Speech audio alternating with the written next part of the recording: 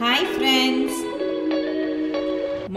மணக்க சூப்பரான சுவையில தலப்பாக்கட்டி ஸ்டைல்ல மட்டன் பிரியாணி எப்படி செய்யறதுன்னு பார்க்கலாங்க. இப்போ நான் சொல்ல போற அளவு வந்துட்டுங்க 1/2 கிலோ மட்டன் பிரியாணிக்கு 1/2 கிலோ ரைஸ் சேர்த்து நான் செய்ய போறேங்க.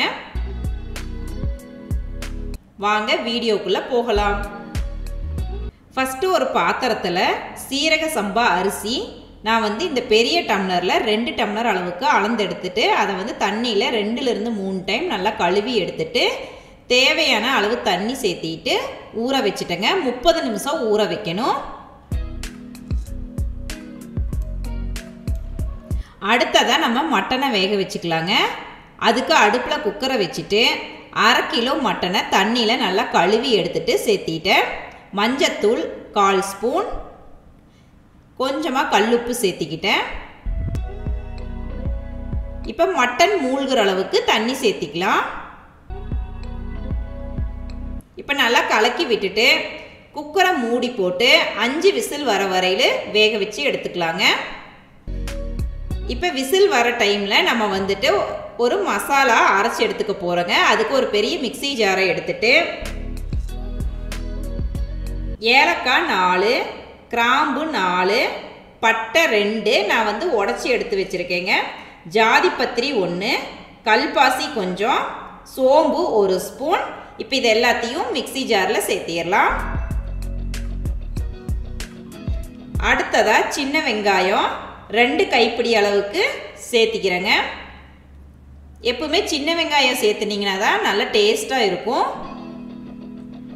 பூண்டு 1 கைப்பிடி அளவு, இஞ்சியை தோலை சீவிட்டு கட் பண்ணி எடுத்து வச்சிருக்கேங்க. இஞ்சி நான் 2 இன்ச் அளவுக்கு சேர்த்தி இருக்கிறேன்.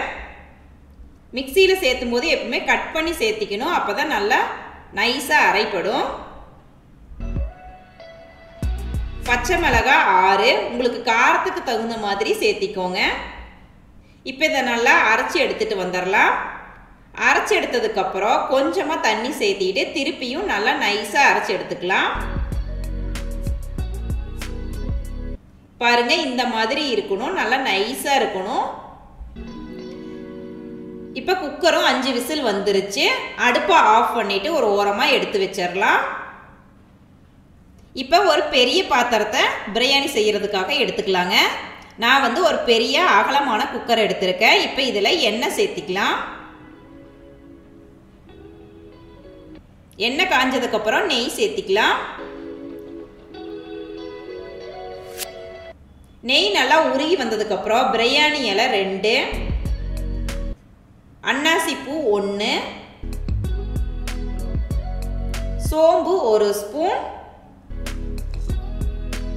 இது எல்லாமே பொரிஞ்சு வந்ததுக்கு அப்புறம் நம்ம ஆல்ரெடி அரைச்சி வச்சிருக்கோம் இல்லைங்களா, அந்த விழுதை சேர்த்திடலாம். அடுப்பை சிம்ல வச்சுக்கோங்க. இப்போ இதை நல்லா கலக்கி விட்டுறலாம். தண்ணியை அதிகமாக சேர்த்து அரைச்சிடாதீங்க. இப்போ மசாலாவோட பச்சை வாசனையெல்லாம் போயிருச்சு. இந்த ஸ்டேஜில் கட் பண்ணி வச்சிருக்க தக்காளி 1, இதை நல்லா மசிஞ்சு வர வரையில வதக்கி எடுத்துக்கலாம். சீக்கிரமாக வதங்குறதுக்காக கொஞ்சமாக கல்லுப்பு சேர்த்திக்கிட்டு நல்லா கலக்கி விட்டுறலாம். அடியில் பிடிக்காம பார்த்துக்கோங்க, அடுப்பை சிம்மிலேயே வச்சுக்கோங்க. இப்போ தக்காளி நல்லா மசிஞ்சு வந்துருச்சு. இந்த ஸ்டேஜில் மிளகாய்த்தூள் 1/2 ஸ்பூன், உங்களுக்கு காரத்துக்கு தகுந்த மாதிரி சேர்த்திக்கோங்க. தயிர் 3 ஸ்பூன். திருப்பியும் நல்லா கலக்கி விட்டுக்கோங்க. அடியில் பிடிக்காம பார்த்துக்கோங்க. பொடியாக கட் பண்ணி வச்சிருக்க கொத்தமல்லி இலை 1 கைப்பிடி அளவு,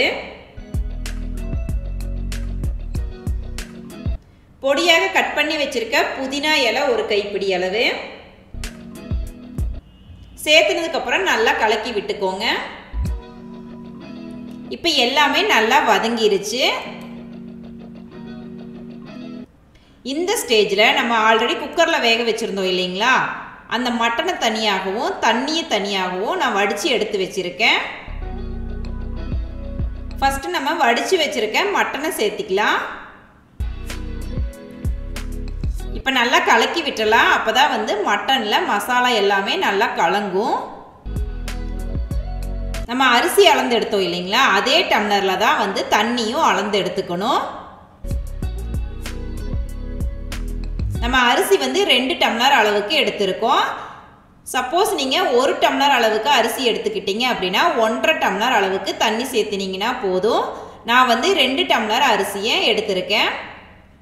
அதனால நான் வந்து 3 டம்ளர் தண்ணி சேர்த்திக்கிறேன். சப்போஸ் உங்களுக்கு தண்ணி வந்து குறைவாக இருந்துச்சு, மட்டன் வேக வச்ச தண்ணி அப்படின்னா நீங்கள் நார்மல் தண்ணியே சேர்த்திக்கலாம்.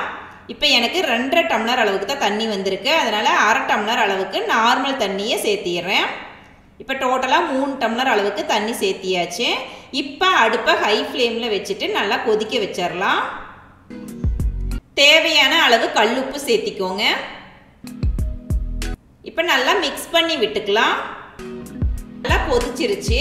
இந்த ஸ்டேஜில் நம்ம 30 நிமிஷம் ஊற வச்சுருந்தோம் இல்லைங்களா, சீரக சம்பா அரிசி தண்ணியை வடிச்சிட்டு சேர்த்திக்கலாம்.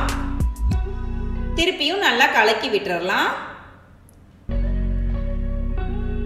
பாருங்க நல்லா கொதிக்க ஆரம்பிச்சிருச்சு. இந்த ஸ்டேஜில் திருப்பியும் நல்லா கலக்கி விட்டுக்கோங்க. அடியில் பிடிக்காம பார்த்துக்கோங்க. அரை எலுமிச்சை எடுத்துருக்குறேங்க, அதை ஜூஸ் பிழிஞ்சு விட்டுறலாம். நல்லா கலக்கி விட்டுறலாம். கடைசியாக நெய் சேர்த்திக்கலாம். உப்பு காரமெல்லாம் உங்களுக்கு தகுந்த மாதிரி சேர்த்திக்கோங்க. இப்போ குக்கரை மூடி போட்டு அடுப்பை சிம்மில் வச்சுட்டு 15 நிமிஷம் வேக வச்சுக்கலாம்.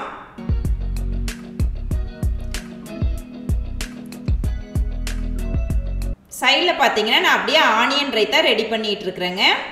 பொடியாக கட் பண்ணி வச்சுருக்க பெரிய வெங்காயம், ஒரு பச்சை மிளகாய் விதையை நீக்கிட்டு பொடியாக கட் பண்ணிட்டு சேர்த்திருக்கேன். கெட்டியான தயிர் சேர்த்திட்டு நல்லா மிக்ஸ் பண்ணி விட்டுறலாம். ஏன்னா நம்ம பிரியாணி ரெடி பண்ணிட்டு இருக்கிற டைமில் இதையும் ரெடி பண்ணி வச்சாச்சு.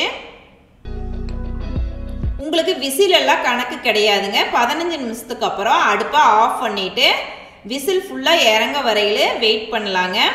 இப்போ விசில் ஃபுல்லாக இறங்கினதுக்கப்புறம் நான் ஓப்பன் பண்ணி காமிக்கிறேங்க.